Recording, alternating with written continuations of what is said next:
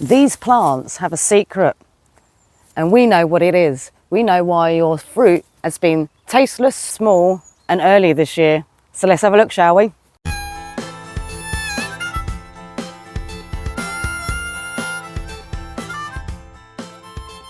As you may or may not know, we've lived this life for over 12 years now, and Mod's a trained horticulturist.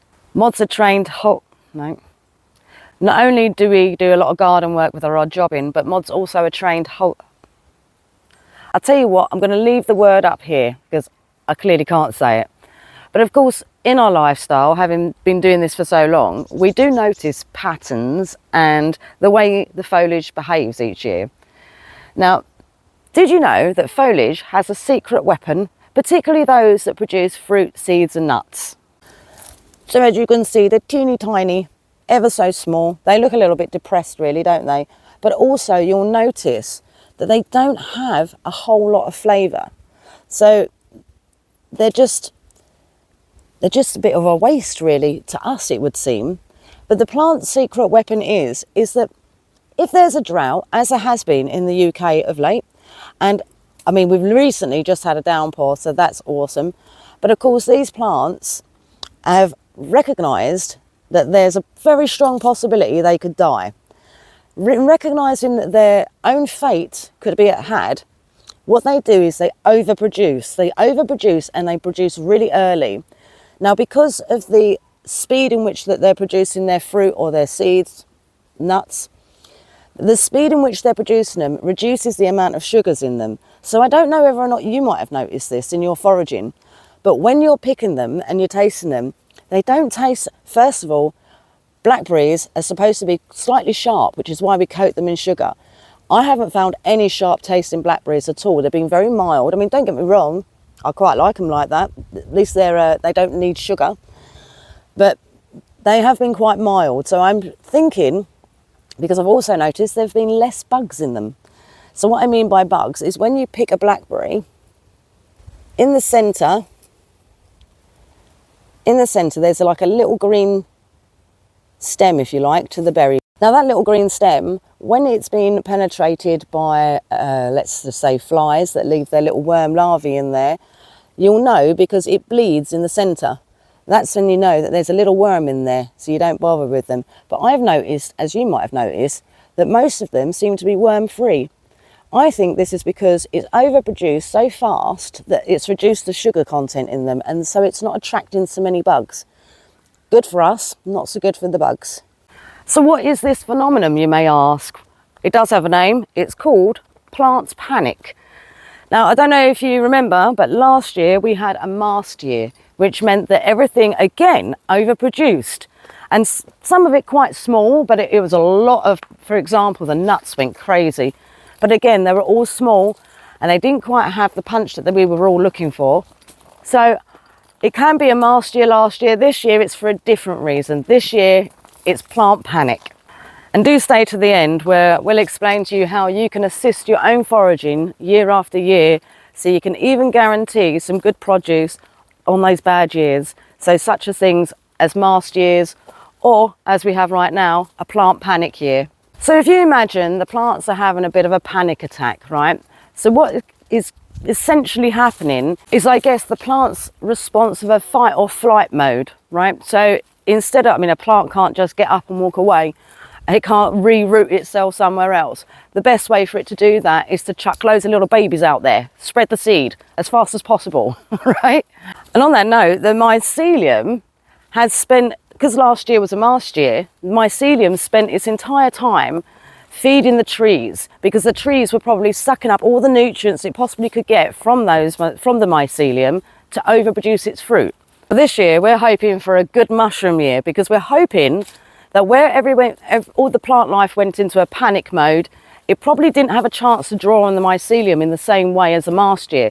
So maybe, hopefully, the mycelium has preserved enough energy and resources for their own fruit and bodies. We're going to hope for that. I'd like to pause the video here for a bit to give thanks to, we'll leave them all over the screen. Cheers, guys. The Buy Us a Coffee link is always there. We never ask nor beg for it. It's just whatever you want to do, by request, wasn't it? So yeah, thanks guys, you're absolutely bloody amazing. Thank you very much. Yeah, let's get back into it, shall we? So yeah, a lot of people seem to say, you know, you should guerrilla grow and things like that, and that's absolutely fine. You could guerrilla grow stuff, but we're nomadic, so we move around. What we would suggest on guerrilla growing is when these seeds start dropping, you know, you want to save those up, pot a few up for next year, get them ready for next year. But anything shop bought at all will not grow out here. Reason for that being is because the animals will just eat it before it's even prime for the picking, anything like that. They will eat everything. We have tried it with lettuce, tomatoes, potatoes, all sorts of manner of things, and they just don't grow. They don't grow because they're unnatural, and the minute the animals find them, they just completely shred them to bits. But like we've said, anything that grows naturally outside, yeah, take their seeds, wash them out, dry them out, get them ready for next year, put them in the ground, start sowing them now. Put them outside just before winter, you know, in the autumn time. The reason for that is they start to grow hardy. They start to then get used to their environment, used to everything that they're supposed to be doing naturally. You think of a tomato plant. Tomato plants don't naturally grow outside in the UK naturally. So think blackberries, save the seeds, plant them. Think sloes, think even acorns. If you want to grow acorn trees, get yourself a nice pot, put them in there, because you can make breads, you can make all sorts out of acorns once they've been larched. I think that's the word. Leached, whatever, same bloody thing. An acorn tree is called an oak tree. And I've just been told by Tara an acorn tree is called an oak tree. Yeah, you know what I mean. Same with these bad boys. Stinging nettles, they have grown, dried out, starting to regrow, but the seeds off of them, the seeds are absolutely amazing. Plant them in your garden, or find a dedicated flower bed and plant your stinging nettles out. The reason for that is they're high in vitamin C, vitamin K, all sorts of other lots of vitamins. I'll put them up on the screen if I can. There's just too many. The seeds from these bad boys, they provide you with energy and a lot of it. They're really, really good. If you are on blood thinner medication like I am, you need to do your own research, ask your doctor, but I'm going to say don't touch them if you're on that sort of medication. But again, they're a weed. They grow all year round pretty much, and you can plant them in that flower pot and take full advantage of them. So I guess in conclusion, what can you do to help nature survive, to help facilitate towards your next foraging soiree, is spread the seed. You know, spread that seed, even prune them back, shape them, show if there's I mean, look, you've got this, for instance. If you've got a long branch of bramble that's not doing anything, cut it off. Get rid of that energy which it's wasting, and let it all go to the fruit. Little things like that, they just help substantiate the plant a little bit more, make it grow stronger, and you can get more fruit and bodies off of that plant too. So it's a win-win either way. If you prune it, you'll get more fruit. If you let it grow, you'll get less. But by planting more and more and more, help nature do its thing, you're going to benefit the rewards of that in the long term too. We've also just finished work today. We've said to our client he wants like a 3-tier system to this garden. I'll put it up on the screen now. With that, he's going, well, we could plant this in it and we could plant that in it and all that sort of jazz. But we've said, like, you like wild medicinals, herbals, edibles and things like that, keep it natural. Put in those natural seeds. They'll grow a lot quicker. They'll grow a lot better because they're used to that environment. And have yourself a proper, real wild garden in which you can use them for your medicinals. You can use them for your edibles.